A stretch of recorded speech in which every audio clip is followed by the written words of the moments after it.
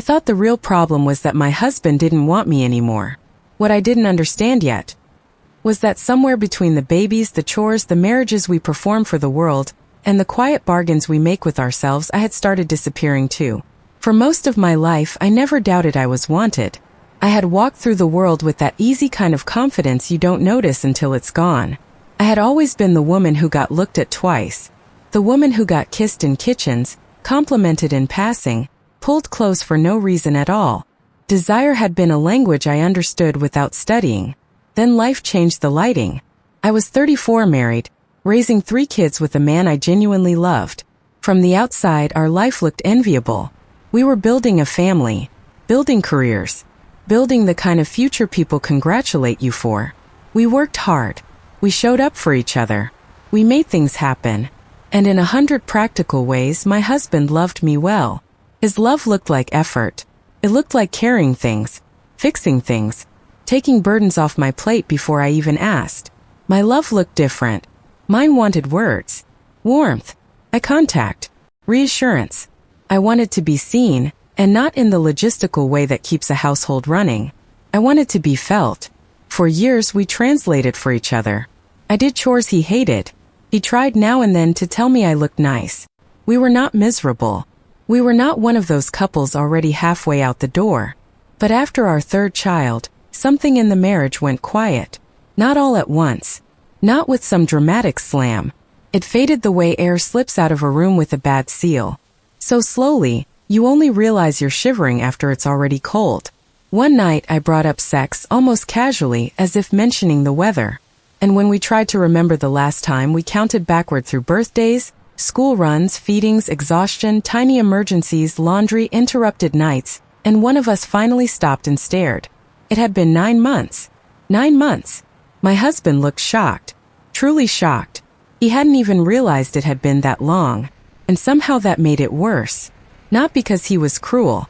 Not because he was rejecting me on purpose. But because it told me something I didn't know how to survive yet. This wasn't a fight to him. It wasn't even an absence. It was almost invisible.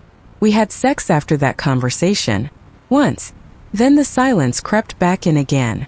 By then, the baby was several months old, and my body had become a courtroom where I was both defendant and judge. Every mirror felt accusatory. Every waistband felt like evidence. Nothing was dramatically wrong. I wasn't in some crisis no one could explain. I was barely above my old pregnancy weight. I was healthy. I was normal.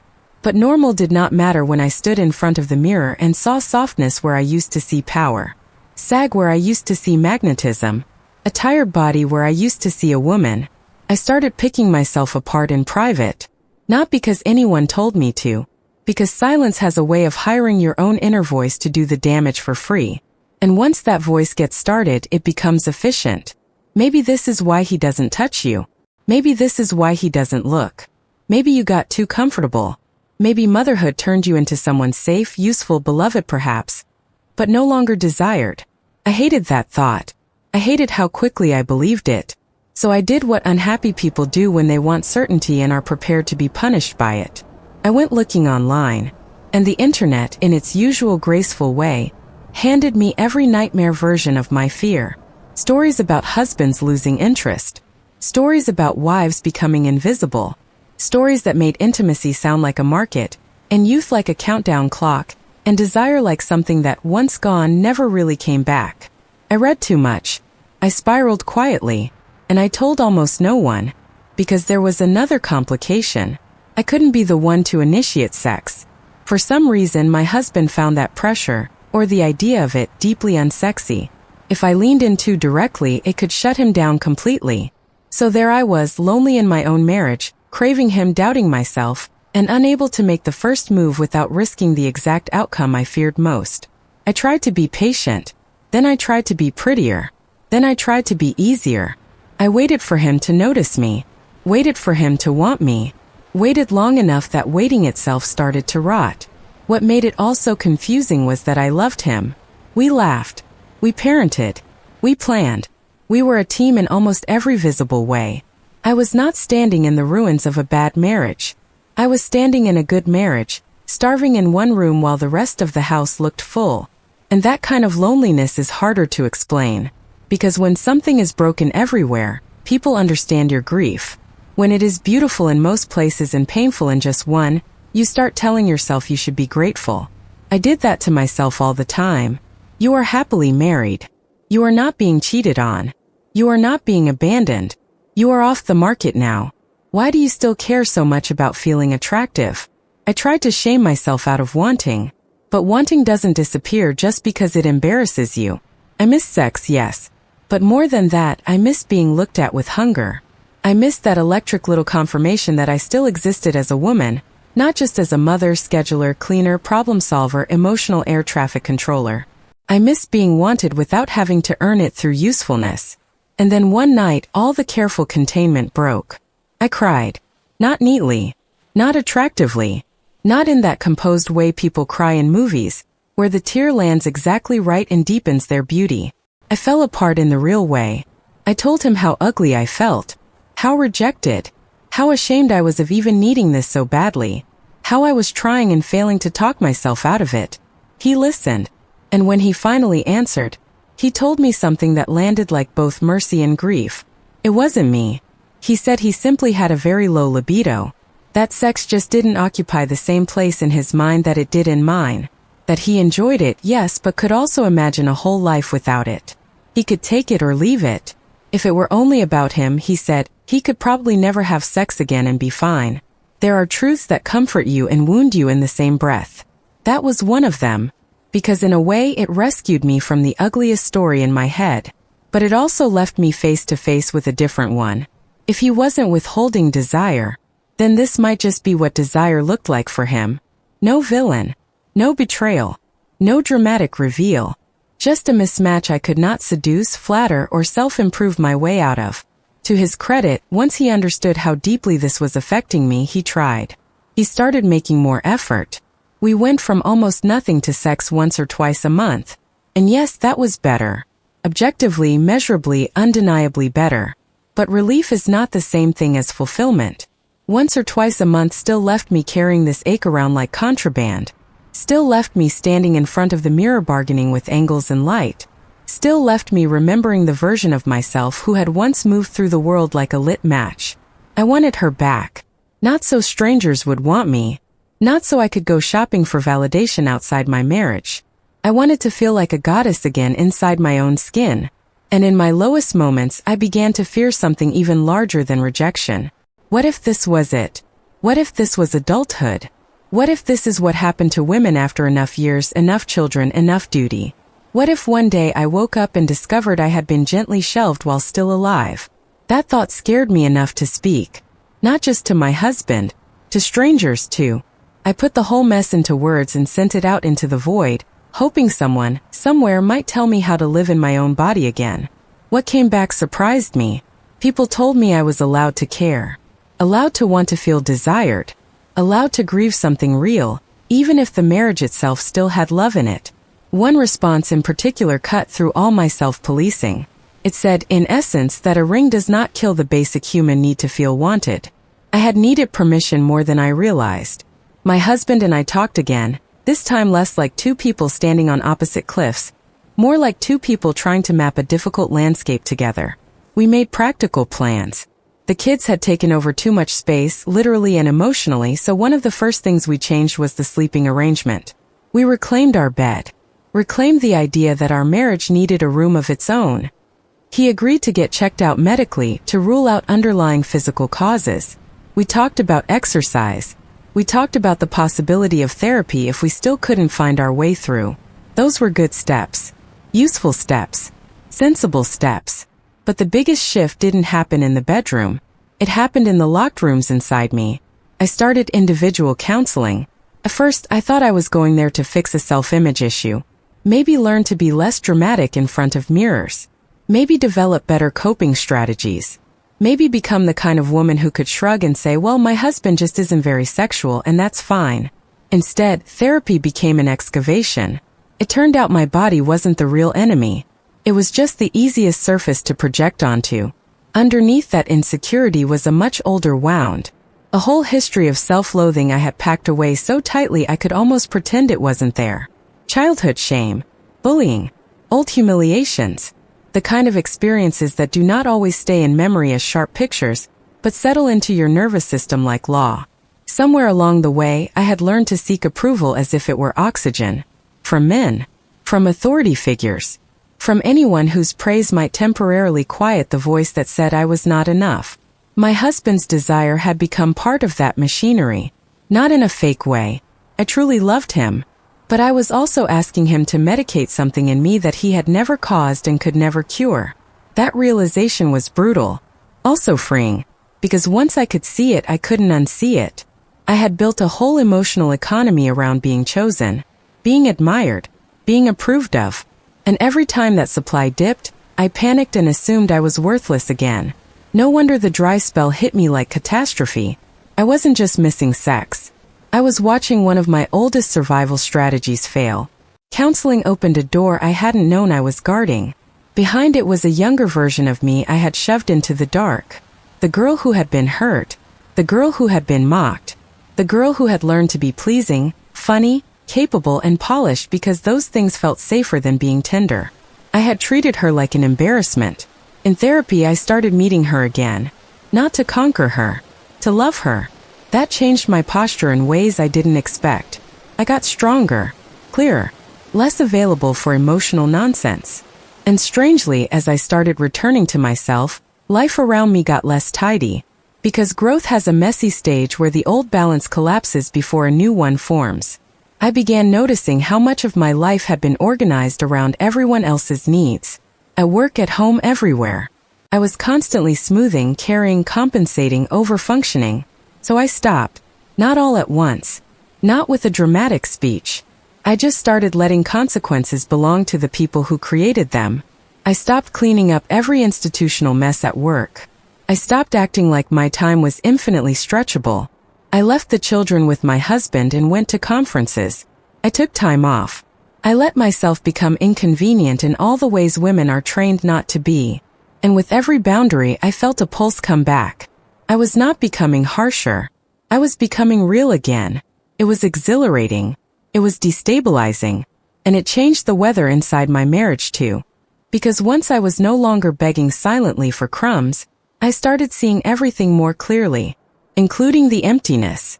There was a period when I drifted, not into an affair, not into some grand betrayal, but into that dangerous emotional territory where another person's attention begins to feel warm simply because you have been cold for so long. I developed a crush on a colleague. For me, that was not a small thing. Attraction doesn't happen casually. It takes emotional texture, connection, a sense that something is alive. And the fact that it was happening at all told me my marriage was in more danger than either of us had admitted. At the same time, my attraction to my husband began to thin out. Not because he had become monstrous, because indifference has gravity. If you feel unwanted long enough, eventually part of you protects itself by no longer reaching. There was one moment I still wince to remember. I said something cruel. I told him that his silence used to feel mysterious, interesting, like there was something inside him waiting to be discovered. But now, after all that distance, it just felt empty. Like there was no mystery at all. Just silence. Just boredom. It was unfair in its sharpness. And yet it was honest in its exhaustion. I am not proud of it. But I think that was one of the moments when the marriage stopped sleepwalking. Something shifted after that. In me. In him. In the space between us. I kept reclaiming pieces of myself. I gave less where I had once overgiven. I asked for more. I took up more room. And one night, in the middle of something completely ordinary, the story turned. We were watching Alien together. And my husband told me that ever since he was a boy, he had loved Ripley. Not in the childish poster-on-the-wall sense, but in the deeper way some early image lodges inside you and becomes part of your idea of who strength looks like. Ripley was the kind of woman he admired. The kind of woman who stayed in his mind. Then he said that was why he married me. It is hard to explain what those words did. Maybe because they arrived after so much silence. Maybe because I had spent so long inventing reasons he didn't want me that I had never seriously considered he had been carrying a reason he chose me all along. Maybe because it wasn't a generic compliment. It was specific, revealing, unexpected. It reached all the way past my insecurity and touched something older. I cried immediately. Not elegant tears. Not restrained gratitude. The kind of crying that happens when a locked door finally opens and the room behind it is full of oxygen. That did not magically solve everything, but it changed the emotional geometry. Around that time, we also untangled one of the stranger knots in our sex life. The reason he recoiled when I initiated wasn't that my desire disgusted him. It was pressure. He felt that if I started something, he was trapped into performing, trapped into finishing, trapped into carrying the whole thing forward whether he was in the mood or not. Once we finally named that, it stopped controlling us. We made a new rule without formally calling it one. I was allowed to reach for him. He was allowed to say no. Kissing did not have to become sex. Cuddling did not have to become obligation. Affection could just be affection. That sounds so simple. Almost embarrassingly simple. And yet it changed everything. Because pressure is desire's natural predator. Once he felt safer, I felt safer too. And from there, our intimacy stopped feeling like a negotiation under fluorescent light and started feeling like something alive again. Not perfect, not constant, but warmer, freer, more enthusiastic. He began initiating more. More than that, he began showing up differently when he did. Not just present, but present with appetite, with playfulness, with intention. There were compliments. There were looks. There were moments where he'd choose what I wore, and the way he looked at me afterward made me feel almost incandescent. Not because I had become new, because I had become visible again. To him, yes, but first to myself. And there was another strange twist. As I healed, I realized something almost embarrassing in its clarity. The more I loved myself, the less frantic I became about extracting constant proof from him. I no longer needed every compliment to function like emergency medicine.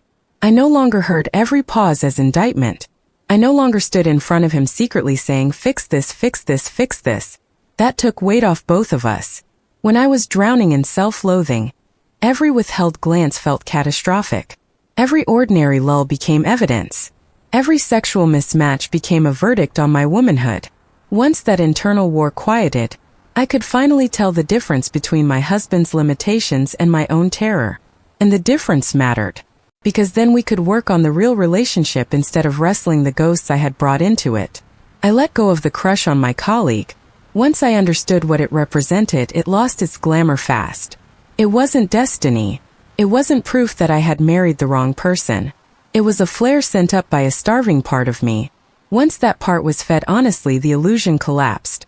Meanwhile, the marriage kept softening into something better than what we had before, because this time it was built with more truth in it. He knew how badly his silence could land. I knew how much pressure and expectation could make him retreat. We were no longer guessing in the dark. We were finally speaking in specifics. And with that came something I had not expected after all the pain. I fell back in love with him. Not politely. Not dutifully. Not in the weary, companionable way people sometimes settle for and then call maturity. I fell hard. Harder, in some ways, than the first time because now it wasn't built on projection. It wasn't built on youthful chemistry and unfinished fantasies. It was built on seeing each other more clearly and choosing each other anyway. Built on surviving the part where illusion broke and tenderness had to become more skillful to survive. Even our physical intimacy changed texture. It wasn't just more frequent. It was better, freer, sometimes playful, sometimes deeply affectionate, sometimes charged with the kind of energy that only comes when both people feel less afraid. I had wanted to feel like a goddess again. And in the end, that feeling didn't come back because I forced my husband to become a different man. It didn't come back because I starved myself into a former shape. It didn't come back because strangers reassured me I was still marketable. It came back because I stopped abandoning myself. Because I finally understood that self-worth borrowed from someone else's eyes is always rented property. Sooner or later the bill comes due. Real confidence is quieter than that. Less theatrical. Less fragile. It is the moment you realize you are still yours. Yes, my husband changed too. He listened more, opened more, tried more, spoke more, desired more visibly. That mattered. It mattered enormously. Love is not a solo project just because healing sometimes begins alone. But the deepest transformation was this. I stopped begging to be chosen by the people around me and started choosing myself in public, in private, at work, in bed, in mirrors, in silence. And once I did that, everything looked different. Even my body. The softness I had once treated like failure became evidence of life lived. The body I had scolded for changing had carried children, weathered stress, held grief, endured neglect, kept going. It was never the enemy. It had been carrying me through the whole story while I stood over it with accusations. I wish I could say healing arrived like sunrise and stayed that clean forever. It didn't.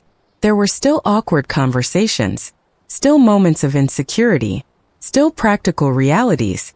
Children still needed parenting. Work still made demands. Desire still ebbed and flowed. No marriage graduates from being human. But the panic was gone. The old terror that I had been shelved, erased, quietly retired from womanhood while everyone else kept moving, that loosened its grip. In its place was something steadier. Not, I am beautiful because he says so. Not, I am worthy because I am wanted every second. Something more durable. I am here. I am alive. I am lovable. I am allowed to want. And I do not disappear just because the room goes quiet. That may not sound dramatic. But for me, it was the difference between living like a ghost in my own life and coming home. Before the big emotional breakthroughs, there were also all the practical, unglamorous things that had to be faced. Because intimacy doesn't only die from lack of feeling. Sometimes it gets crowded out. Our bedroom had stopped being a sanctuary and started feeling like an annex of family survival. Kids in the wrong beds. Bodies everywhere. Sleep arranged around crisis management instead of closeness. We had been living in that slow domestic sprawl where every urgent little need of family life keeps pushing the marriage to the edge of the mattress. So we changed that too. We reclaimed our bed. That sounds almost laughably small compared with therapy and self-worth and the collapse of old coping mechanisms. But marriage is lived in logistics as much as emotion. Sometimes a relationship doesn't just need insight. It needs a door that closes. A room that belongs to the adults again. A place where exhaustion is not always accompanied by tiny footsteps or the possibility of them. We looked at health as well because bodies carry stories minds don't always know how to tell. He agreed to rule out medical causes, hormonal issues, stress, anything that might be quietly lowering his libido even further. I started moving my own body not as punishment, but as alliance. Exercise stopped being a desperate attempt to earn desire and became something steadier, more respectful. A way of remembering I lived inside a body, not under its dictatorship. That distinction mattered. When you hate your reflection, every healthy act gets contaminated. A walk becomes a plea. A workout becomes a sentence. A better meal becomes a bribe you offer the mirror in exchange for mercy. I had to learn how to do those same things without kneeling to shame. So I did not chase some fantasy version of my old self. I tried to inhabit the self I had now with more honesty. Lift what I could lift. Rest when I needed rest. Wear clothes that made me feel awake instead of apologetic. Stand straighter. Take up the width I actually occupied. It was astonishing how much desire had been tangled up with posture. Not just physical posture. Psychic posture. The difference between entering a room asking, "Do I deserve to be here?" and entering a room as though your own life is already valid. Therapy gave me language for things I had only felt as weather before. Why I over-explained. Why I performed capability. Why certain silences could make me feel 10 years old. Why being overlooked by the person I loved could trigger something much larger than the present moment. Once those patterns had names, they became harder for me to worship. At home, that looked like very ordinary rebellions. I stopped making myself the family martyr. I stopped rushing to fix every discomfort before anyone else even noticed it. I let my husband carry more, not because I was testing him, but because partnership is impossible when one person is always preemptively erasing their own needs. He responded to that more than I expected. Not perfectly, not instantly, but real change rarely enters with trumpets. It enters through repetition, through a husband who notices, through a conversation that actually sticks. Through a night that goes differently than the last 100 nights. Through one compliment that is a little more specific. One look that lingers a little longer. One touch that isn't absent-minded. And then another. What I had once interpreted as total emotional famine began revealing patches of neglected ground that could still grow things. If both of us stopped pretending sunlight wasn't necessary. That is the part people often leave out when they tell stories about recovery. It is not all revelation. A lot of it is maintenance.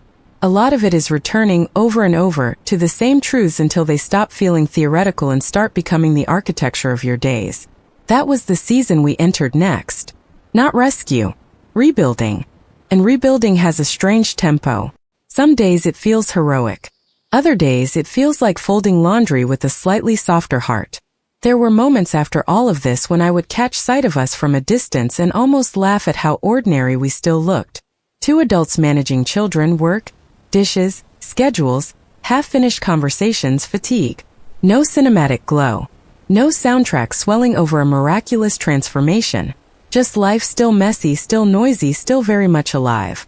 But under that ordinariness, the current had changed. I no longer felt like I was standing outside my own marriage pressing my face to the glass. I felt inside it again. Not always adored in the exact way my younger self might have scripted, but known more honestly, desired more truthfully, needed less desperately, loved more maturely. And perhaps the most surprising part was this. The more I stopped treating my husband as the sole gatekeeper of my worth, the easier it became for him to come toward me. Neediness had once made every interaction feel high stakes. Every kiss risked becoming a referendum. Every rejection threatened to open a pit. That is a lot for any intimacy to hold.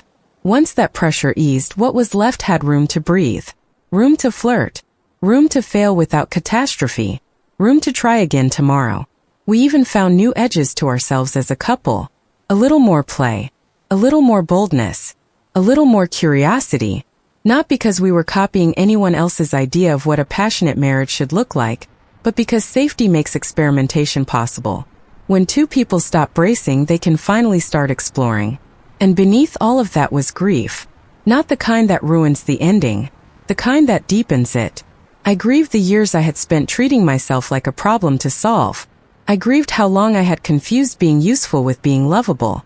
I grieved the younger me who thought she had to be effortlessly desired at all times in order to count as feminine. I grieved the loneliness of lying next to someone you love and feeling invisible, too ashamed to admit how much it hurts. Those losses did not vanish just because the story improved, but they became part of the wisdom of it. Because now, if another woman sat across from me and whispered that she felt ugly in her own marriage, I would not rush to silence her with gratitude. I would not tell her to be less needy, less human, less hungry. I would tell her what I finally learned the hard way. Desire matters. Words matter. Self-respect matters. And the stories you tell yourself in the dark matter more than you think. If you abandon yourself, even love can start to feel like starvation. If you return to yourself, even difficult love can become livable, tender, and astonishingly alive again. That was the real ending for me. Not simply that our sex life improved, though it did. Not simply that he spoke more, though he did. Not simply that I heard the words I had been aching for, though I did. The real ending was that I stopped standing trial in my own mind. I stopped asking a mirror to decide my value. Stopped asking silence to define my desirability. Stopped asking one complicated, imperfect, decent man to heal injuries that began long before he ever knew my name. And when I laid all of that down, I could love him without making him my judge. I could love myself without waiting for evidence. I could live in my body without treating it like a public relations problem. I had wanted to feel like a goddess again. What I found was better. Not worship. Not fantasy. Not the fragile glamour of being constantly wanted. Something quieter. Stronger. More survivable. I found a woman who could look at her own life, with all its mess and tenderness, and finally say, I am not shelved. I am not finished. I am not fading. I am here.